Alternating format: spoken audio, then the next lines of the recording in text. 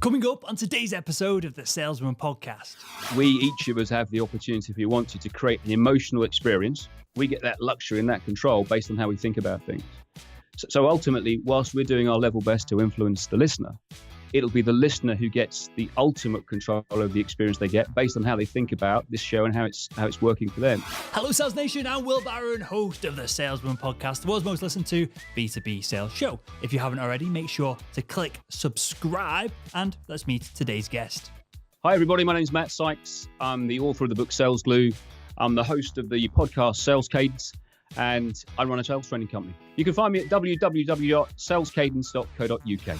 On this episode with the legend that is Matt, and I really enjoyed recording this episode. This is one of my favorite topics to discuss and one of the biggest bang for topics I think there is for B2B salespeople. We're diving into mindset, attitude, essentially how what we think, what it changes in what we feel, and then how it changes with this process of kind of adding a bit on the end, how we perform each day, essentially what we do. And so with that, let's jump right into the show.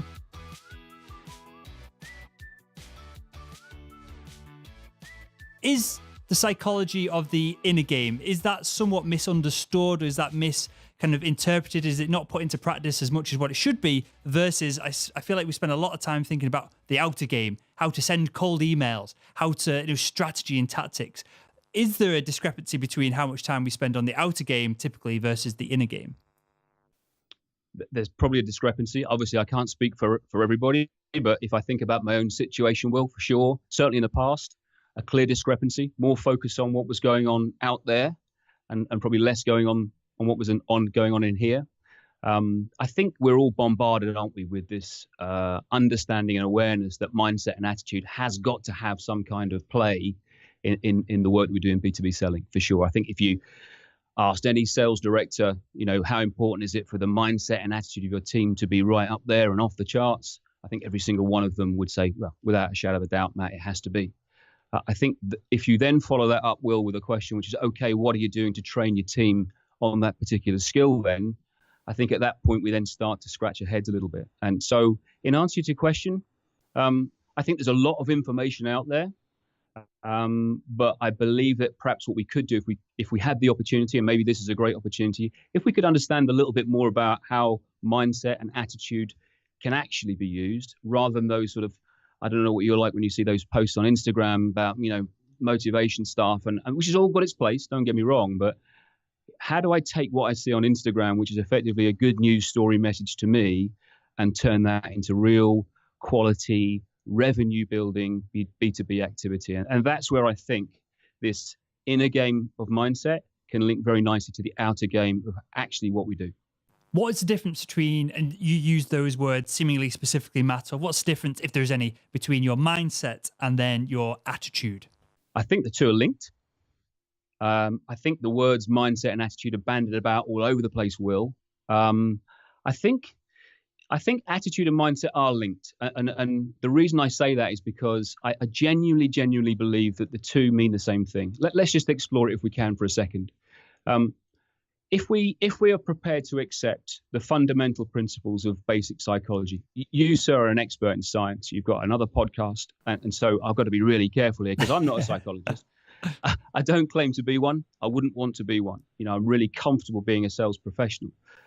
But if I was to dip into the world of performance psychology, which is an area that I've spent probably 10 years studying now, the last 5 years professionally training that subject matter, I spend my time helping sales professionals in the B2B space perform at their mental best. So I have a real acute understanding of the fundamental principles of psychology. And if we sort of have a quick look at that, Will, what do we know from psychology? We know that ultimately, despite the fact it's quite a technical subject, what it's really asking us to explore is how we think about stuff. And now we think about stuff all the time. In some cases, I've read research where we could spend 50, 60, 70,000 thoughts in any one day thinking about stuff. And on that point as well, we'll think about the fact that I guess you and I are exactly the same as all of your listeners. At some point in our lifetime, we'll have had a dream, a nightmare, something like that. And what that creates for us, Will, is the evidence to know that this thing called mind is clicking over even when we're asleep. And sometimes people will refer that to as subconscious thought. But we think about stuff all the time. Now, if what we're doing is thinking about stuff all of the time, is there an opportunity then for us to start to think in certain ways? And if we think in certain ways, our mindset, our attitude towards something, so our attitude towards a buyer, our attitude towards sales rejection, our attitude to how many cold calls I'm going to make today, if we're able to shape our thoughts, and I'd like to sort of share with you a way in which you can in a second, we can probably have two different outcomes. If we think about those activities in one way, we might have a kind of a unhelpful, destructive outcome as a result of that. If we decide to focus in a slightly different way, in a more constructive way, then we probably will start to see a different kind of activity or a different kind of behavior. So I don't know if that answers the question correctly about mindset and attitude, but for me, they're linked. Okay, so we've talked about this on the show. I actually had I think it was from Stanford, a Stanford kind of PhD, to talk about people's mindsets on being an optimist and pessimist. It's relatively well studied. Optimists will take more risks, will fail more often, but typically end up better off than a pessimist who will take less risks, will have less downside, but will stay relatively flat across a corporate career, not necessarily sales, but kind of going up the corporate ladder into management, senior management, that kind of thing. So what we're saying here isn't just kind of words and Instagram quotes and fluff and nonsense like that. This is relative. Certain angles of it are relatively well studied. So with that said, getting more granular than just being an optimist or a pessimist, because I think you're going to really struggle to cold call people being a pessimist, right? Assuming that we want to be an optimist, what else or what other traits or attitudes or elements of mindset do top sales performers have that perhaps average middle people who want to improve themselves can try and instill into their own game? Well, let me link back to one of your podcasts that I listened to recently, where the subject matter on that was very similar to the conversation we're having right now.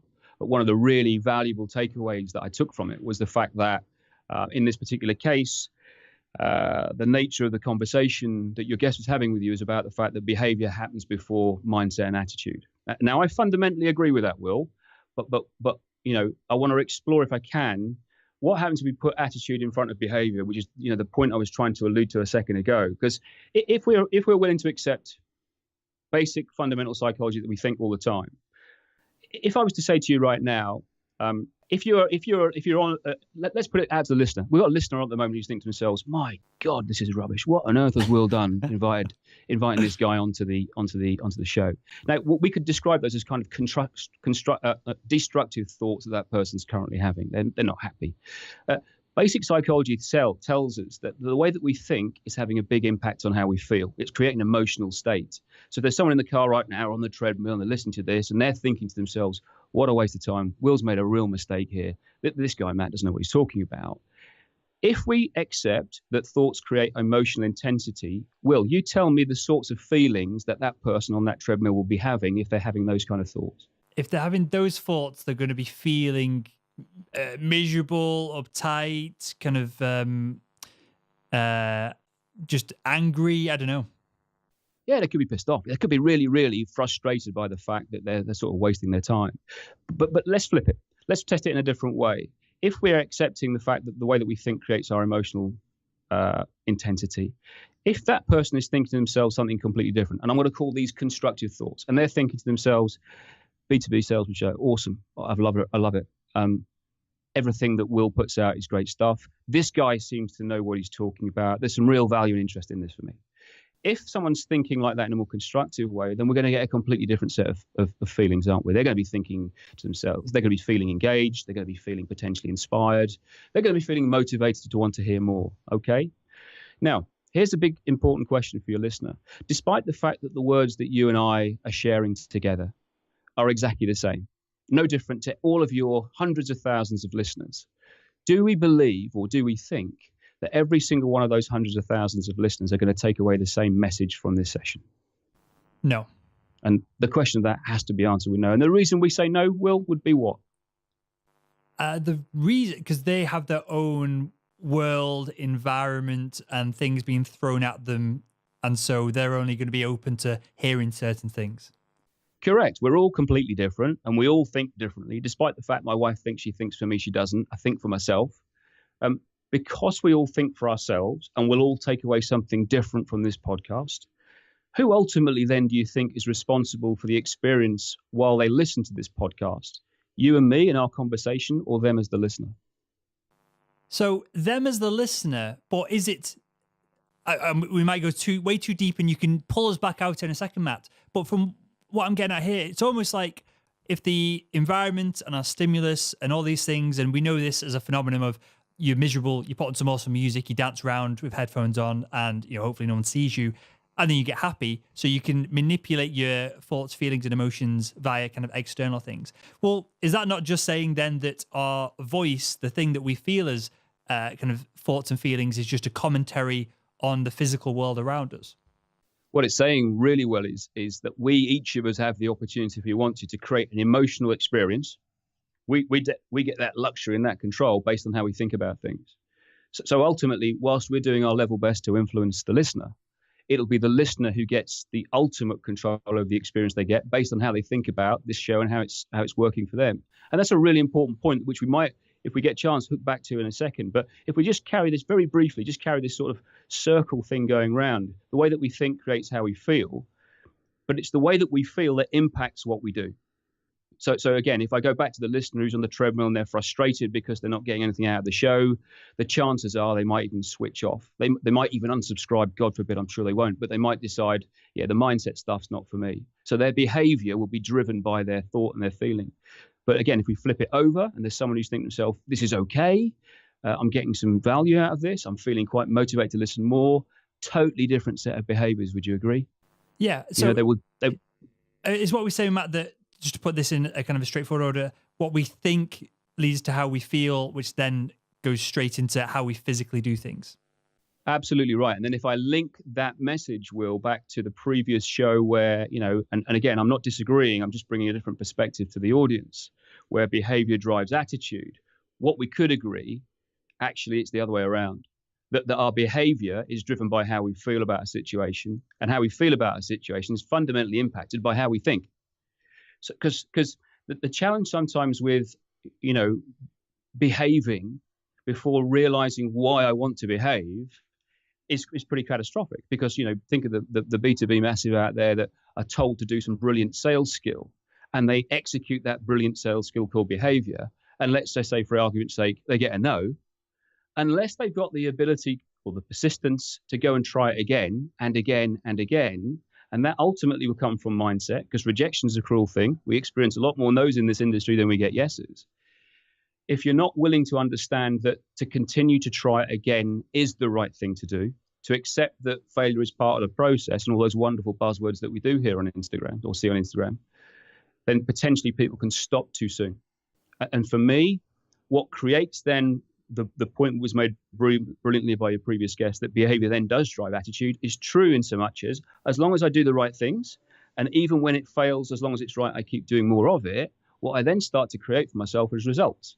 Because if you think back to you 4.5, 5 years ago, before you started this wonderful podcast, you didn't have one.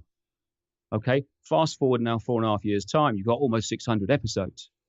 So actually what you're looking at there, when you look down that catalogue of seasons, is evidence. And it's the evidence that drives you forward. We need these kind of low-hanging fruit around us to say, do you know what, I'm doing okay. I'm getting results. I'm picking the phone up, I'm dialing, I'm getting through to the right person. I'm asking the right questions. I'm doing the right levels of qualification. I'm handling that objection. I'm getting a sale, and then I feel great about that.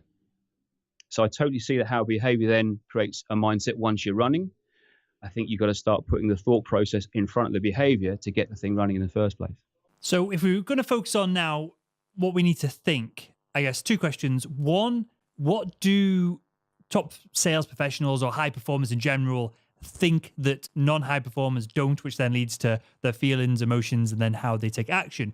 So that's kind of what do high performers think? And then also, do they think in principles, or do they think wishy-washy kind of consciously on each specific decision, or do they have a kind of format that they go to every time? Well, I tried the latter as an experiment and it didn't work. So I sort of realized early on in my sales career that, there had to be some structure and some process. The business that I run, Sales Cadence, we have, similar to maybe the others, at a sheer coincidence, I have 3 fundamental specialisms: mindset, ability, process. The mindset bit we talked about, and it needs to come first for me. The ability is the sales skill, And then the P is the process, which how do I keep that sales skill consistent? So if I was to answer your question about what are some of the skills that ultra high performing sales professionals have from a mindset perspective, the number one skill for me is understanding how you think. Because the challenge that we've got, of course, Will, and you'll know this from your science background, is that we have this inbuilt negativity bias. Yeah, thousands and thousands of years ago, we decided we were under attack from the dinosaurs, and we haven't really released that as human beings. So for all the right reasons, we stopped doing stupid stuff because our inbuilt negativity bias says, don't do that stupid thing there. The problem with that, Will, is that if you aren't willing to accept that fact, and you aren't prepared to work at that, and this is a muscle like every other muscle in the body. If you're not willing to try and train that thing, then the challenge then is your default position becomes a negative one. And there's plenty of books out there like The Chimp Paradox, Steve Peters, where that inner chimp takes control of that situation and goes, oh, that was rejection. That was rejection. That buyer said, no, you don't want to be going anywhere near that again. So one of the key things I think for ultra high performing sales professionals is accepting that they've got a piece of kit up here that can work against them, and understanding what they can do to ensure that it works for them. I think the second thing that they do is then they realize to themselves, well, hang on a second then, if I've got one that works like that, there's just the chance that the person across the table or on the end of the phone has got one of those too. And if I go back to the sort of that circle we were creating for ourselves, which is thoughts create emotions or feelings, that can be exactly the same across the table. So I can now start to trigger the buyer's negativity bias. And if you think about the classic questions that you and I are very familiar with, once we've gone through those fact-based questions at the start of a sales discussion to make sure they've got budget and authority and timeline, very quickly we move into that process of uncovering the problem. And let's be honest about it, we make it pretty uncomfortable for people. And we do that to trigger the negativity bias, but we do that because we want their commitment to make change and move. Because if we can't make it uncomfortable, there's just a chance they might decide to default back. So I think the second thing then is recognizing that the other person has got the same kind of mindset triggers as we have. And I guess the third one, the big one for me, is persistence. Because, here you are 600 episodes in, something's happened to your psychology, Will, that's allowed you to say after episode number 1, 2, and 3, I'm going to keep going. I don't know if I just released season 1 of my podcast. I look back at my first 1 or 2 recordings, and I was really wooden. But you learn over time because you're in this new territory, aren't you? But what you're doing is you're uncovering this latent potential, and it's saying, go on, have another go then. Try again. See what you think. I listen to your podcast now. They're the best out there. And I'm not just saying that because we're looking at each other now. You learn, don't you? But you learn, don't you? You learn to improve, you tweak, and you become better as a result of that mindset skill, which is persistence. So we know persistence is important in pretty much any area of life, and just the ability to, especially if you're new to sales and you're cold calling, or for me, I've never really had to cold call in the past in different sales roles. When I'm selling the advertising space on the podcast, it's typically a somewhat warm email because most of the brands I work with at least have heard of the show or they recognize the brand and that side of things. So even if they tell me to, go kick rocks, it's a polite email that they send because they might want to work with us in the future. So if even the point of that tale was that if I was to start cold calling, I would have to get over this. And essentially there's a hump, right, that you've got to get over before it gets easier. What can we do to make the psychology of getting over that hump, the psychology of instilling persistence, and how do we make that easier? Because this is something that I struggle with. The podcast is the only thing I've ever done for more than 2 years. Every sales job I've ever had has been kind of 2 or 3 years long. And this is the only thing I've ever done really for longer than that. So I'm struggling from this myself. Let's go back to that thoughts create emotions thing, Will, for a second, because why won't someone want to come into work and face a day where they've got to make 50 or 100 cold calls? Irrespective if we agree that cold calling is the right thing to do or the wrong thing, let's use that as the example. There's a reason why some people will struggle with cold calling. And probably the main one will be that the behavior is fundamentally flawed. And this is where, sales training can help the individual.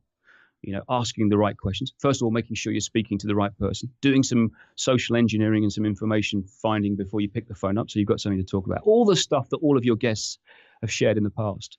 And so that will really, really help us. But that's not mindset. But what that does for your mindset, it says, okay, I am so prepared now that when I pick this phone up, at least At the very least, I know what I'm talking about. At the very least, I've kind of worked out what I think they might say back to me. And at the very least, I've got an answer for that. That can work. But just imagine what you could do if you added to that situation, Will, the fact that you have this massive piece of kit up here that at the moment is being, should we say, underutilized. If we go back to the circle, the way that we think creates our emotional intensity. So if rejection is an emotion, where does that emotion ultimately come from? The person on the end of the phone, or my interpretation by the way that I think about what they just said? It's your interpretation in that. Absolutely. And maybe this is brilliant, 'cause maybe this is a separator between someone who is good and poor. A good person ignores the potential of rejection, carries on going for another few seconds, and then the call gets to a place where it's just a normal conversation, right? Whereas someone who immediately goes, "Oh, I've been rejected," hangs up and then tries again, or maybe doesn't try again. Yeah. So ultimately, we could, if I use Uncle G, Grant Cardone's classic statement, rejection's a myth. It is a myth, because the only way I can feel rejected, if I buy into the fundamental principles of basic psychology that says the way that I feel is driven directly from how I think, and only I think for myself, then I am responsible for how I feel. Therefore, I'm the one that's responsible for the sales rejection. And as long as I bring these two, and this is the importance of mindset and attitude coming together. I totally agree with previous guests on the show that if you pluck someone off the street and had a really positive psychology but didn't know how to sell, there would always be some challenge for obvious sake. It would take you a number of weeks and months to get them up to a position where they could go and do some work for you. So you do need the two, but when you bring those two together, then you've got some, I'll use your words, Will, then you've got ultra high performance potential. So recognizing that when I go on the call and if I do all the behavioral work and I've got myself set up is one thing, but knowing that whatever comes down the end of the phone, I control, I own the reaction, puts you in a completely different state of mind. And I genuinely believe what we start to meander into then are things like emotional intelligence, emotional resilience, well-being in the office environment. Imagine if you had an office full of people on the phones all day long who were completely resilient to rejection. What impact could that have on the bottom line performance of that team of people? How do we stop it on environment for a second? And then I've got a kind of slightly on topic, but sidetracked anecdote, which I'll share, or something I'm personally working on as we record this kind of at the beginning of the year, something I'm working on for this year. I'll share that in a second.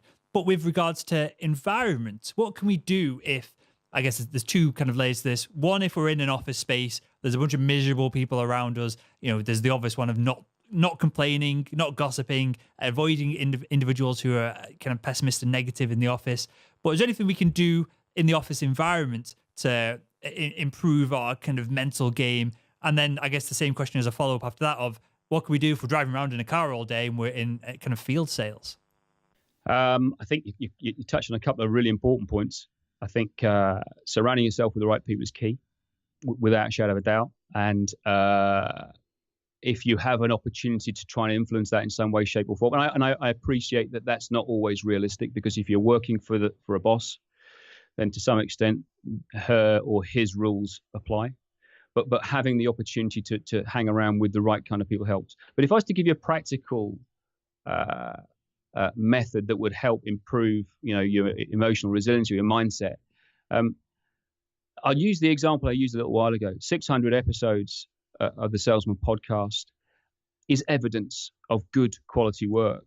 Okay, I've heard on previous podcasts as a listener, Will, that you do journaling. Yeah, you take gratitude as a key point of advantage, and I agree with that. But if I look at journaling, and journaling is really, really important as well, because what journaling allows us to do is to capture stuff. So, a lot of the clients that I work with, we will advocate highly the importance of capturing the evidence, because, if you have a great day in the office and then you go home and then you come back to work the following day, yesterday's day is gone, but yesterday may have included a whole bunch of really good stuff. So just capturing that evidence, the achievement, and having it in a journal. Just imagine if you then spent let's say you spent 2019 saying, all right, I'll take Matt's advice. Every day when I finish work, I'll go home and I'll stick in that journal just one thing, one sense of achievement, one thing I did really, really well. and write it down. It might be a deal you did. It might have been staying in a very particularly long, drawn out, complex sale. It could have been, making 10% more cold calls than you were asked to do. It could be all of these wonderful things that you and I and all of the guys and girls listening do on a daily basis, but kind of take for granted. Capture it would be my advice, because when you've got a year's worth of 365 brilliant pieces of evidence, not only do you learn back what you've learned, you prove to yourself on a daily basis that actually I'm achieving. And that sense of achievement, and I'll go back to that previous podcast, that's where behavior really leads to improving mindset. If I can see it in the book and I did it and I can remember it, I feel great about that. And if I feel great about that, I'll go and do another one. So it's funny you should say this, because I'm right in the midst of it with our kind of 2 programmers at the moment. So the sales school's getting an overhaul. It won't be done by the time this show comes out, but it'll be done by kind of Q2, Q3 of this year. And one of the things that I'm doing is very literally what you're describing. So there'll be kind of 2 tiers. One tier, you'll get a beautiful journal. And one of the things in it is kind of the front end of the day is to sort out what your most important task is of the day. If you could do one thing that would make all the rest of the stuff redundant all day, what's that one thing, and can you get it done in 24 hours? The end of the journal is what's one win. Even if you've had the shittiest day of all time, there's typically something that perhaps you had to leave work early because you go into your daughter's ballet recital or whatever it is. You don't have to be selling.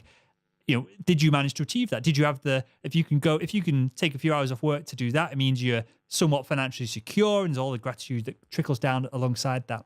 Well, we're doing that alongside a kind of software which tracks all this. It tracks your, not just necessarily how many calls you make and things like that, which it does touch on, but it also tracks your energy levels of the day and your happiness of the day. And what I'm hoping, and this is somewhat of an experiment and it might end up being complete nonsense and bullshit, what I'm hoping is that people will see this calendar of, I was low energy this day. I only did 14 calls and I wasn't really all that happy. Then the next 3 or 4 days, I was super high energy. I was happy. I made more calls. I had more success. On Friday, I didn't do anything because I'm lazy and I don't do nothing on a Friday. When you extrapolate that over 1 month, 2 months, you start to go, oh, Friday's 20% of the work week.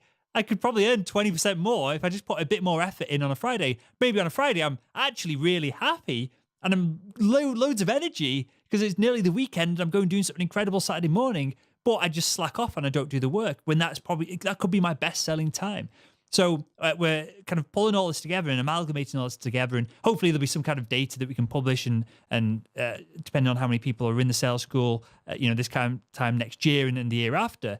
But I'm hoping that we'll be able to report somewhat accurately that, happy salespeople are more successful salespeople. Happy salespeople have more energy, or people who have bigger sales targets perhaps do less phone calls or less emails or whatever it is. Pull all these insights out. You know what, Will? I absolutely 100% agree with this. Sounds like an awesome initiative, and I really look forward to seeing that, because for me, when you were talking there, what I took away, there were 2 things. I think the first thing I would say is stuff happens, yeah? That life happens. We're always going to have these sorts of peaks and troughs. And accepting that is the case and being okay with it is kind of sort of nirvana for me, because I spent wasted too much time in my past beating myself up when things didn't go well. I accept the fact now. I try and change and improve, but I accept the fact that things aren't going to go well. So the first thing for me is, let's cut ourselves some slack, and let's try and be a 70 or an 80% rather than striving for the happy clappy Instagram nonsense of 100% with my Lamborghini. I'll get there eventually, but let's be realistic. But the second thing, and I think the most important thing for me over what you just shared there with the audience, was there has to be some science. There has to be some data. There has to be a process, because if I can't go back and see why I peaked or why I dipped, how the hell can I change it? And that's a really fundamental thing about, certainly how I work with my clients, and clearly what you're going to be doing as well, is if I can see it, I can understand it. If I can understand it, I can change it if I want to. And I think then you give yourself an even greater chance. And part of it as well, and I'm sure you'll be aware of this, whether you know the names of it and how it's described or not, but the kind of slang for it is the Seinfeld effect. So Seinfeld writes a new joke every single day and has done for decades. He has a big calendar on his wall and every day puts a big cross on it. Now, with a decade worth of crosses on calendars, I assume he changes it every year, otherwise he's going to just have one massive room with it going all the way around. When you get enough crosses on the wall of daily activity, you don't want to stop, right? So that's what we're trying to develop with the visual element of this as well. Of, oh, I've had a really productive day. I've had a really productive day. I've had a really productive day. Oh, I might slack off today.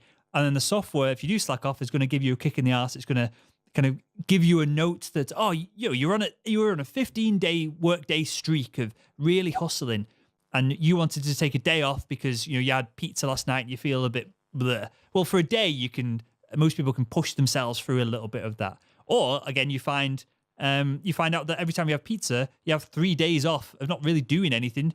Turns out you're allergic to dairy, which was kind of my tale, which I think I've told on the podcast before. So pizza's my favorite food.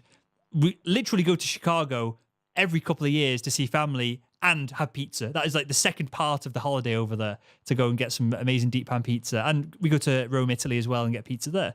My last holiday in Rome, I had pizza every single night. Now, with that said, I found myself getting more and more sluggish every time I ate like obviously I was eating too much pizza. I wouldn't just be having one slice. So that's part of the tale as well. And I told my dad this, and he turns around to me and goes, do you know what? So that sounds familiar. I'm like, what do you mean it sounds familiar? It's like, well, we couldn't give you cow's milk as a child. We had to give you some like kind of non-cow milk formula because you had a rash every time we give it. I was like, why didn't you tell me this 31 years ago? And it could have changed my performance this whole time, because I will literally have a pizza and then 2 days later be sluggish. Long story short, you don't need software to do this. You can do this on a piece of paper and track it yourself. But I feel like tracking things that we're doing every single day is incredibly important, right? Well, great point. Let's link back to mindset again, because here's another interesting tip that I think is useful. We all use lists. Will, your last point. We've all got to-do lists. Why don't we start to write a different list? What about a what and why list? So what am I going to do today, and why am I going to do it? Because I don't know about you, but in my previous corporate life, I did a lot of stuff that I think to myself, what's the point of this? And okay, a lot of it is driven by the man or the lady who's in charge, but ultimately, I'm doing stuff. You and I now, we work in a world called self-employment, work for ourselves, and we are both ruthless with our time. Okay, I no longer do the rubbish. Okay, I've earned the right to do that because I don't work for anybody else. I work for myself, but I am hypercritical with how I spend my time. Why on earth wouldn't anybody be the same as me? So even those people that are, in a terrific salary job in the B2B world, who've got a ton of stuff going on, my advice to all those people is start to measure, not manage, measure your time. Get really, really conscious of the stuff that you do that brings cash. I call that the revenue, or the day job, as I sometimes refer to it. And if my to-do list has got more than 70 or 80% of pound notes or dollar signs next to it, because that's the indication for me that piece of activity is going to lead to generating an invoice or an order, I'm happy. If I run that list and I don't see enough dollar signs or pound signs, that's a big warning to me that says, Matt, you can do this hobby stuff as long as you want, buddy, but you won't be in business next year. And it's the same in the B2B environment. So, how many of your listeners could really think to themselves, you know what, maybe I get a bit more ruthless in my time. Maybe I'll start to make my list slightly differently. Why am I doing this? What's in it for me? Because we are, whether we like it or not, again, back to basic psychology, Will, all self-satisfying. Everything that we do, whether we think we aren't or we do because we want to do it. Otherwise, we wouldn't do it, would we? Let's be honest about it. And most people might be listening and think, well, hang on a second, Matt. I'm not sure I agree with you, because I get told to do a lot of stuff. And I agree with you, the fact that you get told to do your stuff, but ultimately the reason why you do it is your choice and not theirs, because no one thinks for you. No one makes you go to work. You decide to do it. And I think if you can pull that into your kind of psychological armory or your arsenal, recognize the fact that you've got a ton of accountability. That responsibility is your gift. You decide what you do on a daily basis, not other people. And if you're willing to accept that the job you're in right now, or the customer you're driving to go and see, who might be a bit difficult, if you're willing to accept it's your choice to go there, otherwise you wouldn't go, I think you take a completely different person with you. You take somebody who's full of good grace, full of a very constructive psychology, and we know what thinking in a certain direction can create, the sorts of emotions that drive constructive, helpful behavior, and it's that behavior that gets you the result. I know, I agree with what you're saying, and I know anecdotally that when I go to see, or when I used to go and see a surgeon who'd be, renowned for being a complete pain in the ass, and some of them were, on their own high horse, and everyone sucked up to them all the time. I know it was a totally different dynamic when I was willing to walk into that room, that kind of operating theater, be like kind of semi-scrubbed up, stood there talking to them in my scrubs, And I was always willing to just go, okay, see ya. I'm off from here if you're going to try and bully me. And I'd see them bullying other reps. And this is more, there was a level of perhaps of arrogance, especially when I first got into sales, that led me to this conclusion, as opposed to being enlightened and understanding any of the psychology behind it. But I was always happy just to walk out the room. I guess it's a standard, right? I wasn't going to let anyone talk down to me when I knew I could just leave. And I always had the optimistic mindset that I could just find another customer. It doesn't matter who they are. That may or may not have been the case, because clearly some of these surgeons were on the high horse because they spent so much money and they knew that they could twist people's arms to get what they wanted from suppliers and vendors. But I was too dumb to realize any of that. Now, that changed the dynamics of the conversation then, because it raises me up. So they see me not as a peer perhaps, but they see me as someone who is probably got a ton of value to offer and so doesn't have to put up with nonsense, versus someone who doesn't have a lot to offer, doesn't have a lot of value to give, is going to take it all because they're going to take whatever they can get. And I always found that when sales managers came out with me, they always commented, or sales trainers, whoever it was, they always commented that I had a kind of a matey relationship with the surgeons and different people in the organisation here in the NHS in the UK, procurement teams that were renowned for being arseholes to other people. And I narrow it down to kind of that, just to add an anecdotal spin onto what you were saying there. Yeah, I totally agree with that. And I think the wonderful people at Sandler, one of the things that they share is having that mindset to go into a room as if you don't need the sale. And they sometimes refer to it as having a billionaire mindset. If you're in front of that person who's difficult at giving you a hard time, and you had $1 billion in the bank, would you give a shit? Would you care? And I'm kind of okay with that. But what I'm fearful of is making sure that people have the right knowledge to know how to go into that room. And the way that you help, build on that brilliant mindset that Sandler talk about there is you pull in, some of the tricks of the trade, for want of a better expression, which is, okay, I have this thing up here. One of the things I know it does for me is it visualizes. I can think about stuff without, even thinking about it. You'll have heard many, many times, the difference between the conscious and the subconscious mind. We can drive a car, we can arrive at the destination and forget what the last 25 minutes was all about because I'm thinking about the meeting I'm going to. We drive the car subconsciously on autopilot, but we're there thinking of something different. We talked earlier about the fact we can have a dream or a nightmare. So we know that we can create these images in our mind. Well, when you go into that room with that billionaire mindset, you create that for yourself because you visualize what's about to happen in advance. Yeah. And it might sound a bit weird sitting in a car park 5 minutes before you're going into a meeting, but as long as you've done your prep, Will, as long as you've got in front of you all of the right behavior tricks and tips that you've been taught by a good quality sales trainer, all the questions, what objections might come, how to turn those objections round, and how to close a sale and even possibly seek for a referral.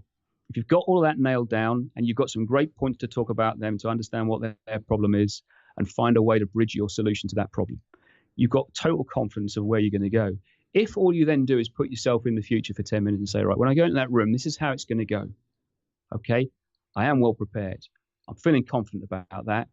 I've pretty much worked out, because I've met this person before, what their psychology is. I now know the things that they don't want to hear. I know the things that they do want to hear. I'm going in there with some value because I know they've got a problem. And guess what? They know that as well. And they probably need me as much as I need them. A lot of the challenges, I guess, the sales population struggle with sometimes is this importance of parity. Knowing that when I go in that room, Peter Thompson, and if you've never had him on the podcast, he's someone that you should go and search out. Peter Thompson taught me once, every sales professional wants to be just south of arrogance. You don't actively go out there to be arrogant. You just drop below it and, just create that presence and that aura which says, I'm here to do a job. I'm a sales professional. I'm here to make my company money, and I'll make you some money too. Let's have that conversation. When you visualize how that meeting is going to go, and you can clearly do that because we all know how to visualize, you give yourself an even greater chance. Because you might also want to visualize, well, what happens if it goes wrong? What happens if they do say that? What happens if they say no? But because you've planned and because you visualize what might happen, you create, I think, even more advantage. Because, back to basic psychology, Will, if we think about stuff, the classic reticular activating system, all that kind of brilliant stuff, if we think about stuff on a regular basis, what we're actually doing is we're traveling the neural pathways of our brain. And the more we travel them, the more they get wider. The more they get wider, the easier it is for us to slip into them. It's no surprise to me that professional sports athletes visualize on a daily basis. They do that to gain sports advantage. And unfortunately now we're starting to see that that 25-year-old skill of performance psychology now creeping its way into the sales world. I was just going to touch and kind of wrap up your point there on that, Matt, of if this sounds somewhat wishy-washy, psychology, mindset, visualization, especially because that was done to death, 10 years ago, 20 years ago in self-help books. You've only got to look at Olympic athletes or professional footballers or whatever the sport is or high performer is. I bet if you ask Elon Musk, if you ask any of these high-performing individuals that are perhaps going into sell a business, buy a business, negotiate, whatever it is, and they're playing at a high, a table of perhaps higher stakes than what some of us mere mortals might do, or are doing right now. If you're listening to this show as a B2B sales professional, I guarantee they're visualizing as well, right? And I just feel like from that we can infer how powerful and useful it is.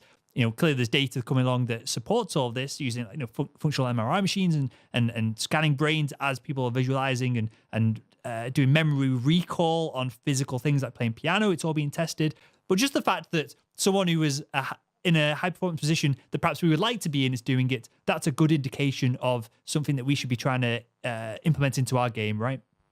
Yeah, absolutely, 100%. But we don't need to look too far, Will. I mean, every one of your hundreds of thousands of subscribers and listeners are visualizing in their job 9 to 5, 5 days a week. And I'll prove it to you. Because if they're a good quality sales professional, they're going out to identify an ideal customer profile that fits and works for them. They're having a conversation where they've identified somebody's got a problem and they're linking their solution to that problem. The key thing that all ultra high performing sales professionals do is they create impact. And they create impact with the classic, what happens if you don't question. Now, the only way the person across the table can solve that conundrum or that question is to visualize what might happen if they don't solve it. Yeah. The great sales professionals then, after a period of time, will then move them into a very positive mindset, which is, okay, I'm not sure I can help you, but let's just pretend I could. Let's just think forward 6 months' time. What's happening in your business as a result of solving this problem? How do they get there?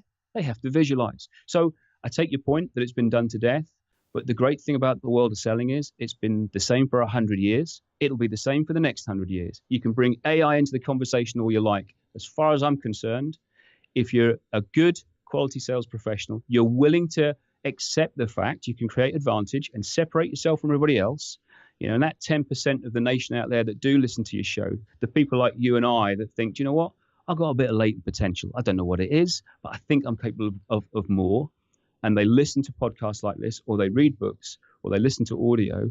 It's that 10% that ultimately will find the key to unlock how they improve and how they get more successful. So, selling for me is going to be the same in the next 100 years. You got to find somebody with a problem and you got to help them solve it.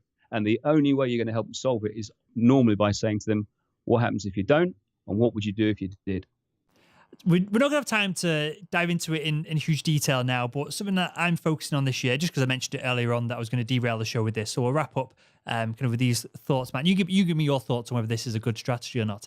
Something that I'm constantly kind of thinking about, and if we take how we think, how we feel, how we do, and then it goes from do to think, being motivated on that front, and then we kind of layer on top of that. There's probably a cool diagram we could do with this if you haven't done it already, with your environment and other factors kind of surrounding it as well, and where you are, your finances and your actual fixed goals, or whether you're all these different layers. One thing that I'm thinking about a lot at the moment is to try and shortcut and hack this process is, when I'm 40, I want to be semi-retired. I either want the podcast, the sales school, just to be kind of a beast, a mammoth project itself with office, and I can visualize. I think I've mentioned this on the show before, but something I'm aiming for within the next couple of years is to have a couple of salespeople in an office space with me selling the sales school to sales leaders, and then to document it all, almost like a real life office TV show. And then these sales reps that will be working for me will also be kind of on-camera personalities as well. So clearly there's multiple elements to hiring these individuals. It's going to be incredibly difficult, and it'll take some of the pressure off me from doing the content, and it'll just grow organically from that point.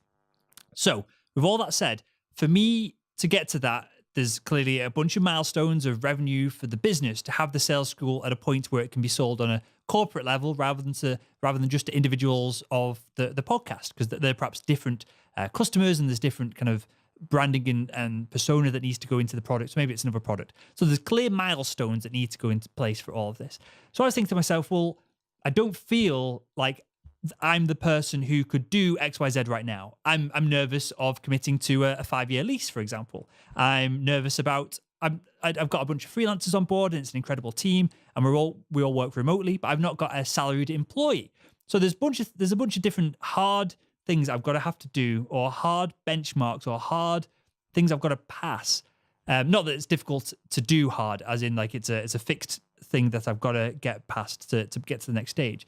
And I've been pondering over this point of, well, could I shortcut the process by, rather than worrying about it and then doing it and using willpower and talking about some of the things that we've talked about today of changing my mindset, would it not be easier just to work out who the person at 40 is who's done all this and achieved it, and then work on becoming that person and skipping out all these learning points in the meantime, if that makes sense? This is something I've been really pondering over. Is that something that is doable? Is that if you can layer out your career, if you wanted to get to the C-suite, should you start dressing like someone who's in the C-suite? Should you start reading books that the C-suite reads and is that a viable way of cutting out a whole bunch of the learning process on the psychology, on the mindset, on the confidence front, Matt? Well, there's a bundle of questions in there, but you and I and most of the listeners, I'm sure, will have heard the quote that success leaves clues. And so one of the smartest things I did in my business, Will, a couple of years ago was go and hire a coach. Somebody who was in my industry, so in the sales training or business development industry, someone who was experienced enough to have done exactly what I was trying to do, so that at least I knew I could ask that question. How do I shortcut this? Now, I think we have to be careful. I don't know, because I've never been in a situation where I've shortcutted to success. Sadly, I make mistakes like everybody else. I've learned how to leverage that opportunity that comes with a mistake. But I make mistakes as everybody else does. But I think, if we could sort of pull some of those bits together with some quality answers, you can fast track to some extent by asking the advice of someone who's been there and done that, and say, what would you do if, how did it work for you? And if you find the right person, I think you give yourself a huge advantage. I also think it's dangerous to shortcut. I am where I am in life because I have learned the lessons and I have improved as a result of having the lesson. So I'm a big believer that it's okay to cock up every now and again. And I think you learn a lot more that way, because if it's painful, you'll say, I don't want to do that again. So I think, whilst I'm not suggesting that everyone should not shortcut, I think there's some danger if you do. But for me, I guess the most practical thing I would say is one of the things I learned a number of years ago, and it comes from the world of sort of manufacturing, where I used to sell packaging for a living. And I was a sales guy, obviously, but I was walking around the shop floor, and they're all doing these fantastic process things like root cause analysis and Six Sigma and all that great stuff. But what I learned there is this thing called capability, and there's a number of steps that you must go through to become capable. And if you become capable, then you own that thing that you're trying to be. So I think it's very straightforward, Will, to some extent. You ask yourself, why do I want to be that person that I'm describing in 10 years or 5 years' time? What's in it for me? And I think if you get the answer to that why I want to, and it's a positive one, and the one that inspires and makes you feel engaged to move forward, you get the right to go to the second question. The second question is, what do I need to do? And then it's a very simple, generic design. Here's what I want to do. Here's what I want it to look like. If you're still feeling confident and you're on board, you go to the third thing. Okay, it's more granular. What have I got to do? Because if you're the same as me, you'll get really pissed off with these number of people keep telling me, what you've got to do. Okay, tell me how to do it. And so in a funny kind of way, the how is basically saying, here are the 3 or 4 steps that I must do in order to get that business. I've got to go and hire those 2 people. Yeah, I've got to create that environment where we can film on a daily basis. The fourth one then ultimately is what's going on in my business once I've achieved it. Because again, it's really important for us to see these key performance indicators, the clues that say I'm doing well, because we'll see plenty of clues that say I'm not doing well. They're sometimes called no's. So that would be the fourth thing. And then the fifth thing is, do I need to involve anybody else, or who else needs to be involved? So I think there's a number of things that we can do. And I sort of mentioned that to you because it's really important for me. In the 35% of what I teach in my sales training, Will, is mindset based. But I recognize the fact there'll be some people who think it's just hogwash, and kumbaya. So I have to make sure that when I present that information to a client, they can see the logic. And those sort of 5 steps of capability allows you to see the logic that says, if I know what my why is, and I've got these other 4 steps, and I write them all down, what I've created for myself is a blueprint that gives me the chance of becoming successful. I think that is similar to what I was trying to describe, but a much better way, an articulate way of describing it that I'll be stealing. I think what I was trying to ask. Yours. Yeah, I seem to remember I might have stolen it from somebody else in the past, and if I have, I apologise. But you come in contact with so much stuff, don't you? But it's logic when you think of it. We need some help. Yeah. Write it down.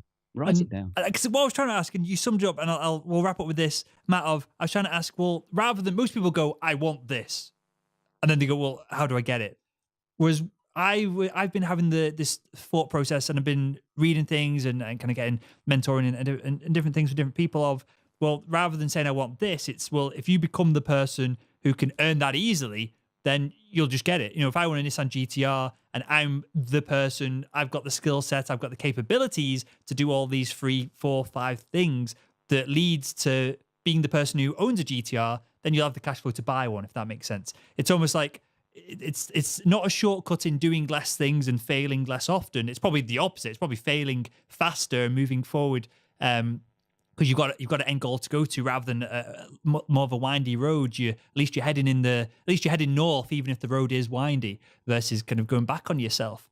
And I think that was a really interesting way of summing it up. Of, if you want to be, if you want to be, say, I'm 32. If I want to be 40, and I need to suss out the capabilities that 40-year-old Will has, that enables him to do everything that he wants to do, right? And then obviously this is all, as you kind of put it, it's all over. The sun in that scenario, if you're visualizing it, is the why behind it all.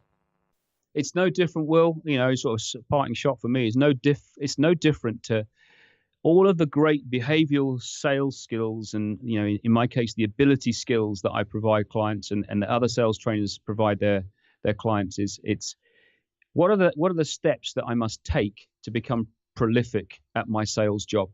All I would suggest to you is I think you can improve those if you're willing to accept that you've got this thing up here, which at the moment, in most cases, perhaps we're not utilizing to the best of our advantage. If we're not careful, to some extent, it can go to default. Default tends to be to keep me safe.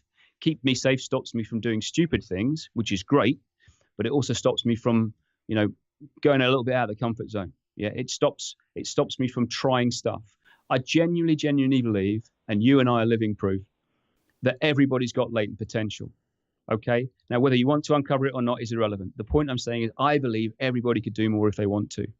Our job as sales leaders and the people that look after the wonderful salespeople that listen to this podcast is to give people the opportunity where they can discover this latent potential they've got and give them the chance to go and do something with it. Because whether you start a podcast or you write a book or you go and smash your targets, you could smash your targets even further if you give them the chance. And I just know that, I prove it to myself every single day. If I use this a little bit more and I put it together with the process and the skill set that I've learned for myself, I think I'm a better salesperson. Love it. I love it. Well, I'd love to have you come back on in the future, Matt, because I feel there's a conversation here of, I find I hold myself back and do stupid stuff as well as I do the good stuff. And so I end up in equilibrium. So even though I'm not necessarily just, sat on my ass doing nothing, I do stuff to self-sabotage myself, and I go up and down. We're all self-sabotaging for sure, yeah? And again, if there's a chance to come back, we should talk about things like self-belief. How do we improve it? How do we increase it? Things like accountability. It's a massive problem for me as a trainer. How do I keep my client accountable so that they do what I share with them? Because, part of the problem is you share knowledge, and then you're kind of leaving it up to the client to make sure they input it. If you can create personal accountability, just imagine where you could go with that. Yeah, and this is something that I struggle with, and so we'll have you back on. I've really enjoyed the conversation, Matt. I've got one final question to ask everyone that comes on the show, and that is, if you could go back in time and speak to your younger self, what would be the one piece of advice you'd give him to help him become better at selling? The one piece of advice will be simply to be more ruthless with your time. They say the average age of the European adult, male and female combined, is just over 80 years. That's 80 laps of the sun. Yeah. I don't want to bring it down to the end of this show because I've really loved my time on the podcast, Will, and I'm really grateful you got me involved. But I'm 50 years old, so I've already had my 50 laps. I've got 30 left. And if you think about it, time is the one thing that we've all got exactly the same amount of, yet we all decide to spend it in slightly different ways. So my advice to a younger person, myself, would be start getting really ruthless with your time. And the way to do that is to measure your time. Spend it on stuff that's good for you, whether that's financial, whether that's emotional, whether it's time with other people. As long as it's something that comes back to you, that's where you should spend your time rather than just wishing it away. Well, look, two things, because it's not really a downer. One, you don't look 50, so you're doing something right on that front. Number two, you're a dude. I'm a dude. I can't speak for the women in the audience, but most dudes are complete idiots until they're kind of 25, 30 anyway. So even taking that kind of, and clearly we're going to live to more than 80 unless we get run over by a bus as medicine and all the technology side of it kind of progresses over our lifetimes. We should easily live to 100 odd. But everything that you've experienced so far, minus I know I'm speaking for myself here, as well as every other bloke listening to this who's over the age of 25.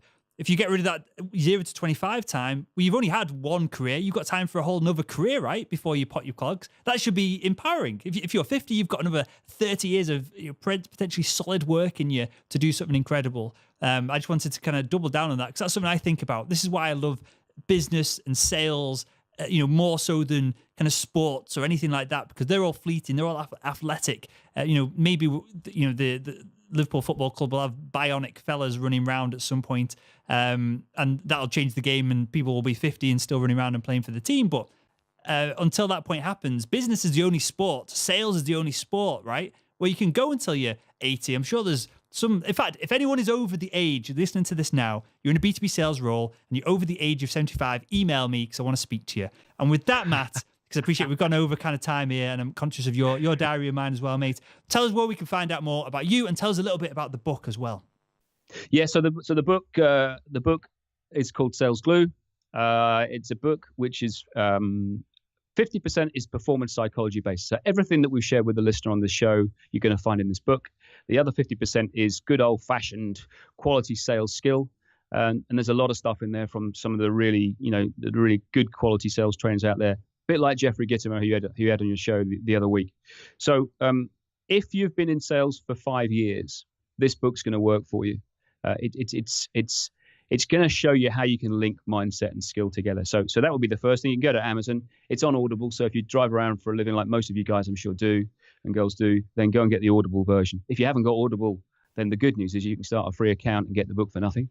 My training company is called Sales Cadence, www.salescadence.co.uk/. I'm going to say / because I'd like to put a little exercise on for the listener. So if they go there / the Salesman Podcast, what I'll leave on there is what I call a sales audit. So I believe there are 15 things that the modern day sales professional should be very, very good at.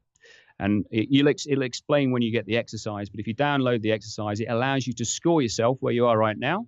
And a little bit like we talked about a few minutes ago, Will, you can start to design what your future would look like. So I'll leave that exercise for them over there. They can go and grab that.